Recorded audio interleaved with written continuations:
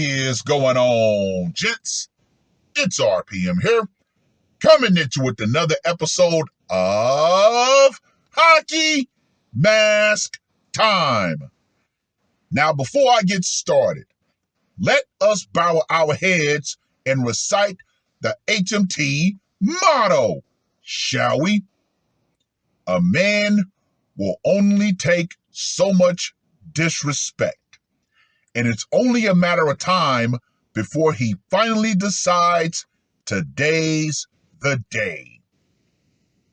Gentlemen, the man in this article, in my humble opinion, is getting an absolute raw deal and is being railroaded because, believe you me, if the genders were reversed, this would not even be an article that is worded the way that it's worded.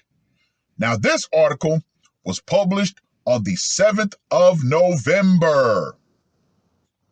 Bloomington man claims he offlined his girlfriend to defend himself from a taser. Gentlemen, talking about bringing a taser to a gunfight. Now, let me just go ahead and say this right here. Woo! New court documents revealed the details of the reported termination of a Bloomington woman in her home. The documents stated that they were called to the home on East State Road 45 in Monroe County at around 1:30 a.m. on November 4th for a suspicious person. A neighbor had called to report a man yelling outside. When officers arrived, they found 34-year-old Bryce Michael Layton outside with blood on his hands and clothes. Layton was reportedly yelling something about, quote unquote, his baby. Deputies on the scene also saw 48-year-old Tara Langley lying on the floor of the garage.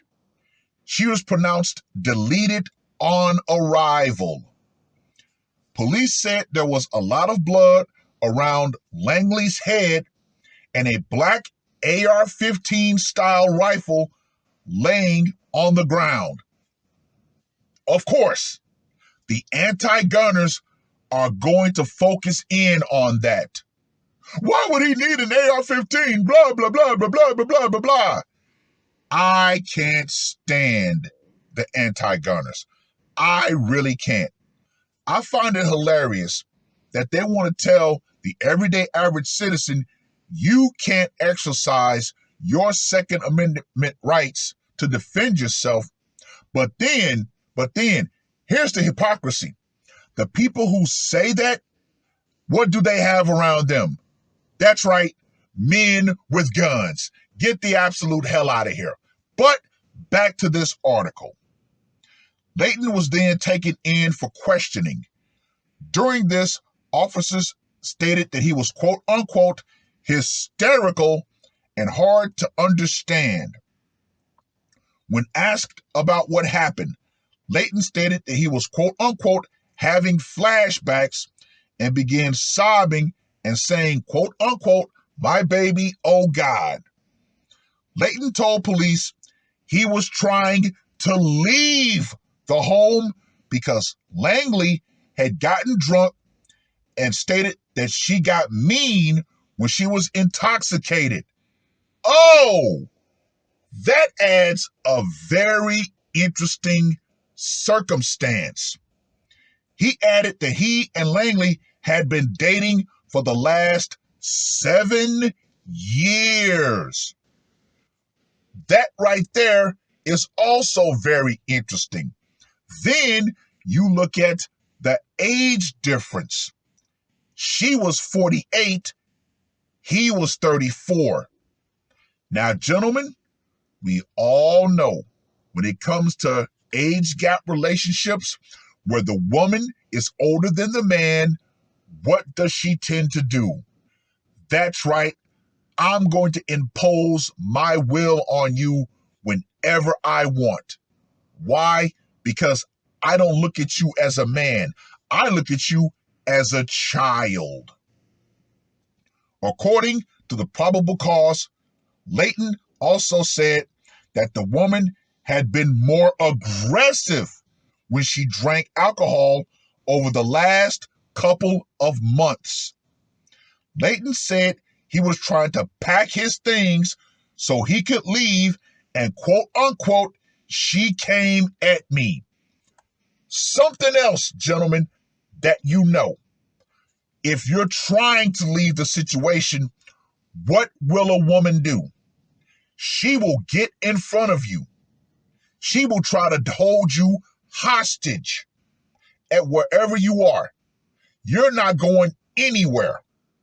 And if you try to move me, I'm going to tell the police and the court of public opinion what? Quote unquote, you put your hands on me. Instantly getting the support of people who do not know the entire situation. And that, gentlemen, is what tends to lead to a whole lot of domestic violation. And also, that's when white knights tend to come. And hopefully, they get smoked. Layton said he warned Langley not to come near him since she had a taser in her hand, but he said that she didn't stop. Okay, she's got a taser. Tasers are very dangerous. You don't know how a person's going to respond to being shocked. Layton admitted the gun was in his hands during the altercation. Okay, so you got a drunk woman with a taser and a man who's somewhat sober with a gun, and he says, hey, stop, do not come near me. What does she do? She comes near him anyway. Now, if we reverse the genders, this would be clear self-defense. However, since it's a man, remember, gentlemen, I've said this, you are not even allowed to defend yourself in this society from a woman. Oh no, you can't do that. You're supposed to let her impose her will on you because somehow, in some way, in this twisted ass society, men are told that you deserve it. Yeah, no. No. Police then took the suspect to the hospital and served a search warrant for the home of the crime scene. Investigators found drops of blood leading throughout the garage, smear stains on the door frame, and the AR-15 style rifle on the floor with a massive amount of blood stains from the floor to the ceiling. They said there was a single spent shell near the victim's body and confirmed there was a stun gun lying near her. An autopsy for Langley was scheduled for November 6th. Investigators say that the interior of the home was in quote unquote a general state of disarray with broken furniture, appliances, and glass throughout. Layton was charged with termination. An initial hearing was scheduled for November 7th. Well. Like I said, gentlemen, this is a clear case of self-defense. The police confirmed that there was a stun gun there. He gave his testimony. How could he be charged with termination? Like I said, he's a man. Therefore, no matter what situation he's in, he has to make sure he's in 100% control of himself at all damn time. Anyway, let's get to that scorecard, shall we? For location, went down in the home. I'm going to give this a 10. Method of execution, the rifle of righteousness. I'm going to give that a 10 as well. Psychological impact, I'm going to give this a 20. And for the brutality factor, one and done, I'm going to give that a 10 as well. So Bryce, the blaster, Layton, gets a score of 50. Let's circle back to what I was saying previously.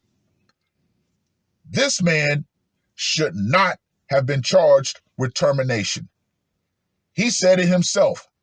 She had a taser. He had a gun. He had every right to defend himself. Once again, I'm going to go back to my own personal military training and the force ladder. Deadly force is that force that a person uses knowing or should know that they can have the potential to cause death or serious bodily harm. Deadly force is used as a means of last resort when any and all lesser means cannot be fully employed. Okay, she came at him with a taser. He had a gun. Yes, in that situation, she presented something else I'm going to go into called the force triangle. This is pure military talk that I'm talking now. OIC. Opportunity, intent, capability. Opportunity, she was there. Intent, she came at him. Capability, she had a taser. So yeah, for all intents and purposes, this man did act in self-defense. However, as we all know, they're going to spin this story into a, oh my God, he shot her with an AR-15, ban AR-15s, completely glossing over the fact that she had a stun gun and she could have easily offlined him. Why is he being arrested for termination? Of course. That makes everybody else feel good. Wrong. But gentlemen, like I said, you're not supposed to defend yourself against women in this twisted society. Far too many men themselves are laying in the grave because they refused to defend themselves. Oh, no, no, no, no, no, no, no, no, no. An aggressive woman trying to attack me, oh, you damn right, I'm going to defend myself. But the overwhelming majority of women, they would see a guy like me towering over them. They would say, you know what? I'm going to give this guy pause. I'm going to give this guy a wide berth. However, when you look at certain environments, unfortunately, far too many women believe as long as they can wolf whistle to the simps and the white knights, they believe they can attack men. Fellas, keep your head on a swivel. Be ready to defend yourself at all times, and especially against all, and I do mean all, threats. This man, in my humble opinion, is being railroaded. All the evidence points to it. Well, I've rambled on long enough. Read the article. Let me know what you guys think. And to you women out there, this also proves another thing when it comes to domestic violence and women. Women have no problems introducing weapons into the scenario. So you women better understand this, and you better understand this crystally damn clear. the power you think you have in the Duluth model, in actually bringing weapons to harm men, in most of the non-reciprocal domestic violence, that's going out. Feminism and the idea that you're going to continue to use the Duluth model as a shield, that's going out right along with it. Because this man had the wits about him to understand, look, she's got a weapon, I'm going to arm myself. And if she comes near me, I'm going to defend myself. So yeah, the days of men saying, you know what, I'm not going to defend myself against aggressive women, oh no, those days are over. Gentlemen, you have every right to defend yourself. Exercise said right if you have to. With that being said, hey, it is what it is. Oh, and the final detail before I close this out. This man actually tried to leave. So yeah, we all know this. When men try to leave situations like this, women have no problems trying to hold them hostage. And gentlemen, whenever an animal gets cornered, what does he do? Exactly. It is what it is. That's all I got to say for this one. R.P.M. I am out. Murder on my mind, yeah. Losing all my hope, yeah. I'ma do the crime, yeah. Fuck the red or blue, I'ma take the black pill, yeah. Fuck the red or blue, I'ma take the black pill.